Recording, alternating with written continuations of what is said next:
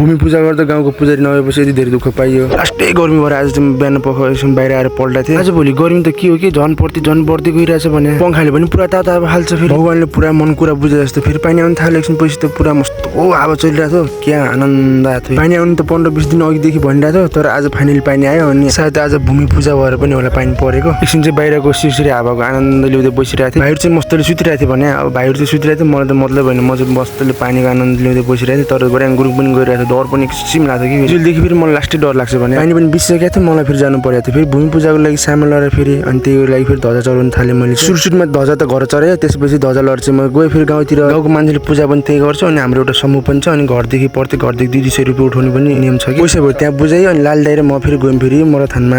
आज त नयाँ पुजारी आएर चाहिँ पहिले भन्दा मान्छे पनि लास्टै कम आउनु थालेको छन् क्या आज। अनि पूजाको लागि सामान त रेडी बनाइसकेको रहेछ। वर्षाको लागि चाहिँ हामीले सबैले ल्याएको त्यो पिठो हुन्छ नि, हो त्यसलाई मिसाएर ठ्याक्क रोटी बनाएर त्यही प्रसाद बनाउँछौँ हामीले। फेरि आजको पुजारी देखेर खासै हाम्रो आजको पूजा राम्रो भएको जस्तो पनि लागेन। अनि एकछिन पछि जुबा आएर फेरि एकछिन थर्काउनु आजको पुजारीको पूजा गरे मिलिन भन्नुभएको थियो। आजभोलिको मान्छे फेरि कि जमाना फेरि अब हाम्रो बिस्तारै हाम्रो संस्कृतिले बिर्सिँदै गइरहेको छन् मान्छेहरूले। पहिले हामी सानामा त पुरा 25-30 वटा भाले एउटा पाठा चढाउँथ्यो। आजभोलि त के हो 3टा भाले मात्रै लिएर आएको। भात खाने बेला नि हुनु लाग्थ्यो। अनि पछि मलाई जाँगर पनि लाग्नु छोडेको थियो। तेरो म चाहिँ घर आएँ। अनि बाई।